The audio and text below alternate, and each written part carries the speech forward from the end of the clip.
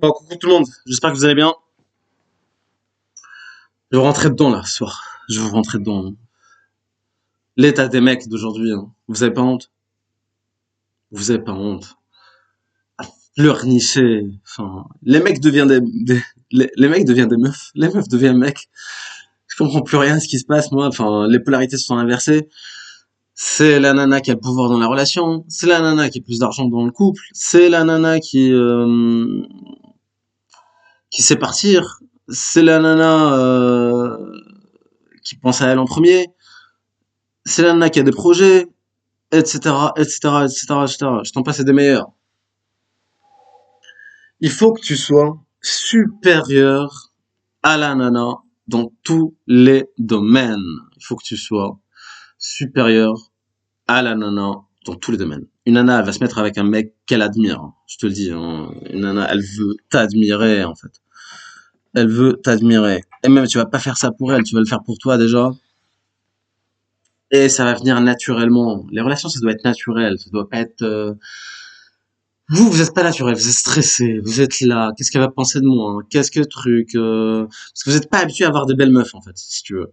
Pour moi, enfin, moi, je traite une meuf de 10 sur 10 comme une meuf de 5 sur 10. D'accord? Je vais envoyer le même message, je vais pas stresser, je vais faire la même chose qu'avec une meuf 5 sur 10. Ok. C'est pas parce qu'elle est belle que je vais la traiter différemment qu'une meuf moins belle. Ça reste une nana. Et c'est pour ça que vous, ça marche avec les moches. D'accord? Alors que les moches, elles ont le même choix aujourd'hui, hein. Aujourd'hui en 2025, même les moches, elles ont tellement de choix, hein. Donc t'inquiète pas. Mais elle est avec toi, la moche, parce qu'en fait, tu la traites comme il faut la traiter. Ok? Elle sait que t'es supérieur à elle. Et tu le montres dans tes actions.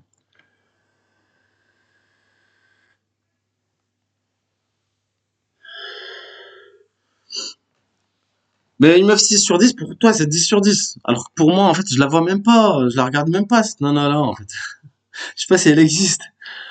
Ok. Il faut enlever ce truc de stress. Il faut que ça soit naturel. Il faut que ça soit un jeu, la séduction. Enfin, il faut même pas que tu séduises. Il faut que ça soit comme tu parlais à ta petite sœur ou tu parlais à ton pote, etc., etc., etc. Il faut que ça soit naturel. Il faut que ce soit une seconde nature. Et pour ça, c'est avec l'expérience. Moi, j'ai commencé à 17 ans. Avant, on n'avait pas les téléphones. À mon époque. D'accord? À mon époque, on sortait jouer au foot dehors. On sortait jouer au billard dehors.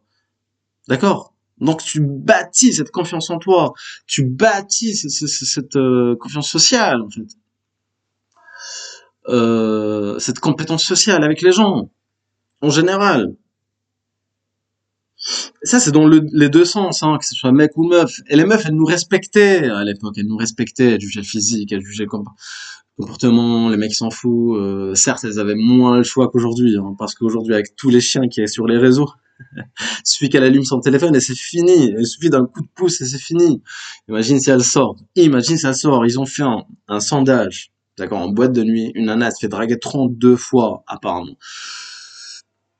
Moi, je pense que c'est vrai. Hein, je pense que c'est vrai. Hein. Dernièrement, j'ai vu un réel d'une nana qui a eu un date avec une nana 4 sur 10. Pour moi, hein, 4 sur 10 pour moi.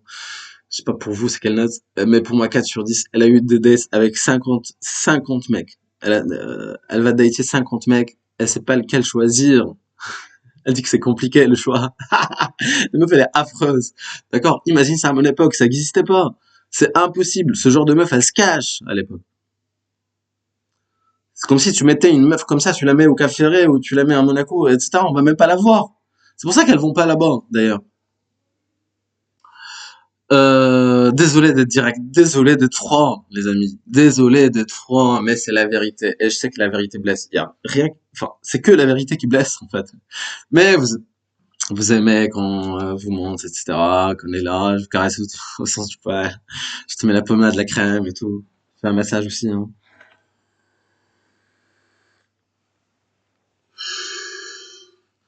Il faut que tu sois supérieur à la nana dans tous les domaines de ta vie, que ce soit dans l'intelligence, d'accord? Bon, l'intelligence, tu vas me dire, j'ai fait des études, bac plus 60, médecin, je quoi. Non, ça c'est pas être intelligent, d'accord? Être intelligent, c'est pas cracher ce qu'on t'a appris. C'est pas cracher par cœur ce que t'as appris là comme un débile. C'est pas ça être intelligent. Je pensais comme toi. Je pensais comme toi. Attends, je te raconte une histoire. Moi, quand j'étais à l'école, et bah, il y a longtemps, c'était au lycée, en seconde, je ne me rappelle plus. C'était au lycée, je pense. Et je passais un examen d'éco, hein, d'économie. Et, euh, et moi, dès que le prof parle, en fait, j'emmagasine directement, en fait. J'emmagasine, en fait. Une bonne mémoire. D'accord? J'emmagasine, et je crache tout ce que j'ai appris, à la point, à la virgule, etc., la virgule près, de tout ce qu'il a dit à l'examen. D'accord? Avec la point, la virgule, ponctuation, tout. Est-ce que c'est... J'ai eu combien? Bon, il voulait pas me donner 20. Même, je me demandais pourquoi j'ai pas eu 20. Pourquoi j'ai pas eu 20 sur 20? Parce qu'en fait, il a compris que j'ai craché. J'ai eu 19 ou un truc comme ça, parce qu'il voulait pas me donner 20. Est-ce que c'est ça être intelligent? Est-ce qu'intelligent, c'est cracher ce que t'as appris? Non. Ce qu'on vous a appris à Hollywood. À faire à se mettre à genoux, demander au mariage d'une nana. Le mec, elle va plus te respecter si tu fais ça. Mais à genoux devant Dieu, ok, mais ça s'agenouille que devant Dieu. Tu t'agenouilles pas devant une nana. Et c'est à la nana de te demander une relation. C'est à la nana de te demander le mariage. C'est à la nana de te demander. C'est un comportement féminin. Mais vous avez tout inversé. Ok. Je te dis pas ça parce que j'aime pas les femmes. Vous, c'est direct. C'est soit un ou zéro. D'accord, c'est binaire. D'accord, c'est un zéro, un zéro, un zéro. C'est blanc ou noir. Il n'y a pas entre les deux. On n'a pas le droit vous avez plus le droit de réfléchir. Vous êtes comme des moutons. Et ceci dans tous les domaines. Les religions, on va dévier un peu pour les religions. Chaque pays a une religion. Par rapport à tes situations géographiques, tu nais avec une religion, on te coupe la quéquette. Pourquoi tu me touches, putain? Dieu, il m'a créé parfait. Pourquoi tu viens me toucher? Certes, c'est plus beau. Ils te disent, ouais, c'est plus beau, etc., etc., etc. Je suis d'accord avec toi. C'est plus beau quand c'est coupé. Mais c'est pas une raison de venir corriger Dieu. Si elle t'a créé avec ça, ça veut dire que ça sert à quelque chose. Et ça, sur tous les trucs que vous faites, là, interdisez ce que Dieu vous a autorisé, autorisez ce que Dieu vous a interdit. Déjà, d'interdire ce qu'il a autorisé, ça veut dire qu'il t'a pas autorisé. Donc, tu autorises ce qu'il t'a interdit de faire. Enfin, bref. Je sais pas si tu m'as compris.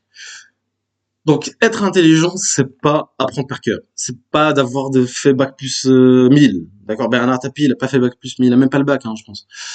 Euh, c'est pas ça, hein, d'accord? C'est pas venir apprendre par cœur l'histoire. J'ai eu un débat un jour avec un mec qui se dit, ouais, je connais l'histoire, je suis intelligent. Oh, Napoléon, il est né à telle date, 900, 1000, ça. Ça, c'est ce qu'on t'a dit dans les livres que t'as appris. Comment tu sais? Est-ce que t'allais vérifier? Non.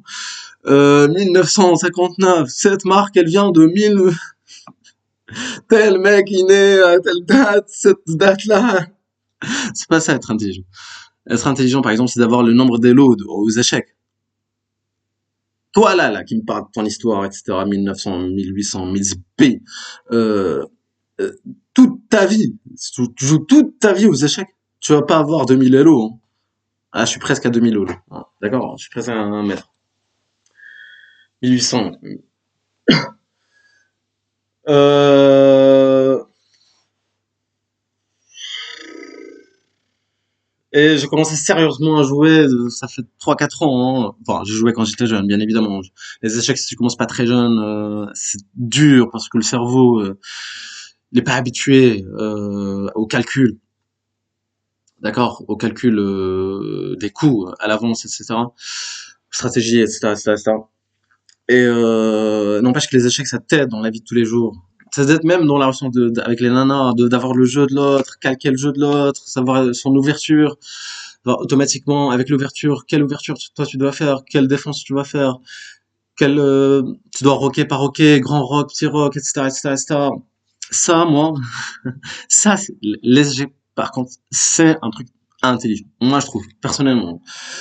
Euh, Savoir analyser le langage corporel d'une nana, ça c'est intelligent. Savoir analyser le langage corporel des gens, ça c'est intelligent. Savoir partir, c'est intelligent. Se concentrer sur soi, c'est intelligent.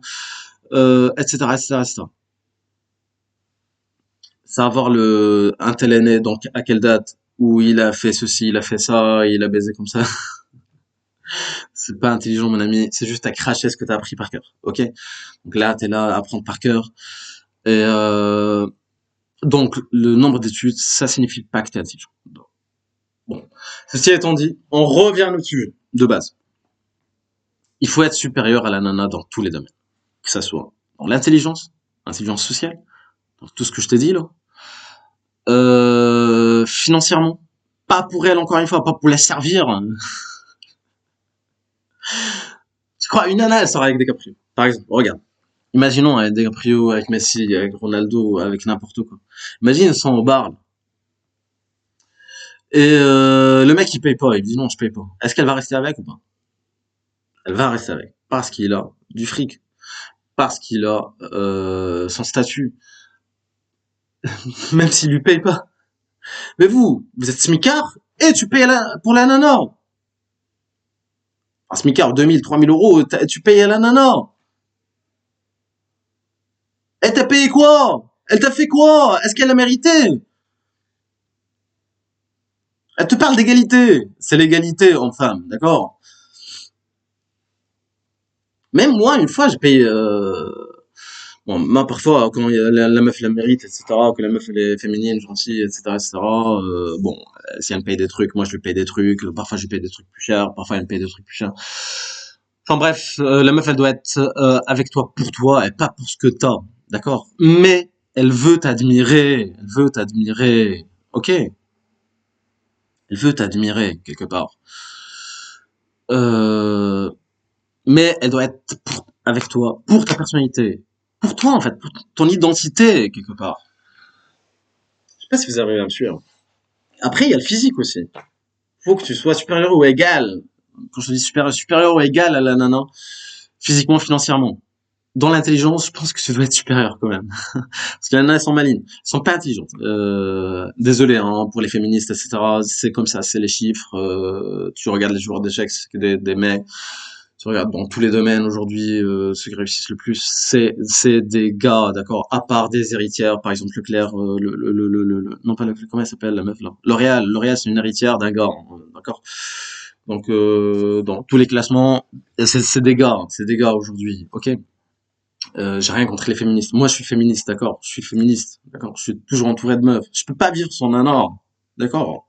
Toujours eu une meuf. J'adore applaudir, j'adore prendre soin d'une nana quand même. Si elle le mérite, encore une fois, prendre soin de la nana, la mettre bien, etc. Bon, si elle commence à faire la meuf, si elle commence à tester, si elle commence à tester si tu es un nice guy ou pas, à tester ma masculinité, c'est au revoir, tu tournes le dos, tu pars, elle va t'appeler après. Enfin bref, tous les schémas qui se répètent en fait. Mais pour moi, c'est facile parce que j'ai commencé sur le terrain. Il n'y avait pas le téléphone à l'époque. C'est pour ça que je vous fais ces vidéos, les amis. Moi, mes potes me disaient, ouais, non, t'as pas l'audace d'aller la voir. Est-ce que tu tires la voir? J'y vais, moi. Il y a personne qui va, moi j'y vais. La meuf a 10 sur 10, j'y vais, je vais la voir. C'est quoi? C'est qui? Elle va te faire quoi? Elle va te manger ou quoi? Tout en étant respectueux, bien évidemment. Arrêtez la drague irrespectueuse. Arrêtez de draguer une meuf à 2 heures du mat ou quoi. Même moi, regarde, moi, je fais pas peur, etc. Ça se voit que je suis bien éduqué, etc., bien habillé. Truc, mais je croise une nana, même trottoir à 2 heures du matin ou à 3 heures du matin, la nuit, change de trottoir. Change de trottoir. Tu fais plus peur qu'autre chose. Soyez réaliste. Mais vous réfléchissez avec votre bite, en fait, tellement vous êtes frustré. Tu crois d'aller voir une nana de 3 heures du matin, elle va te dire, qu'est-ce que tu vas faire? Qu'est-ce que tu vas gagner avec ça? Même si tu rentres avec elle, le lendemain, voilà, elle va regretter, tu te retrouves avec des problèmes. Elle sait même pas qui tu es. Et ces nanas comme le vent. Déjà, une nana, à cette heure-ci, c'est quoi? Tu vas rencontrer quoi? C'est les déchets. C'est une nana qui va te tomber par terre tellement elle est bourrée. Là, te vomir dessus et toi, tu rentres avec.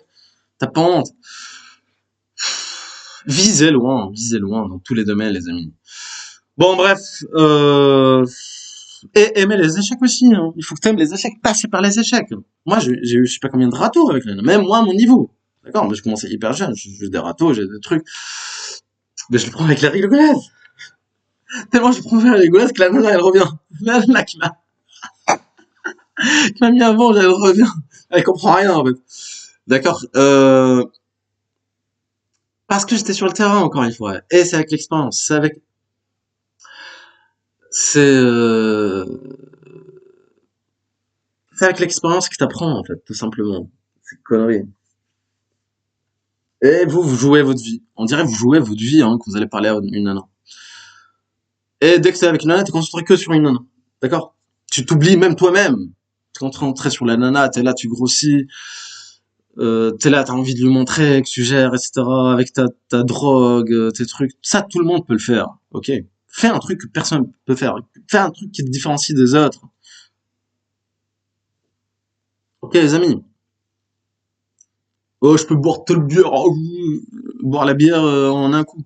Tu peux boire tranquillement, en classe. Je suis pas ça être un homme, ok? Bon, réfléchissez là-dessus, les amis. Et quoi encore? Qu'est-ce que je voulais vous dire encore? That's it, hein, je pense. That's it pour aujourd'hui. Et bon, j'avais ça en tête et je voulais vous partager cette vidéo, les amis. Vous la balancez. Et moi, pour ma part, je vous dis à la prochaine pour une prochaine vidéo. Et prenez soin de vous. Allez, bisous la famille. Bye!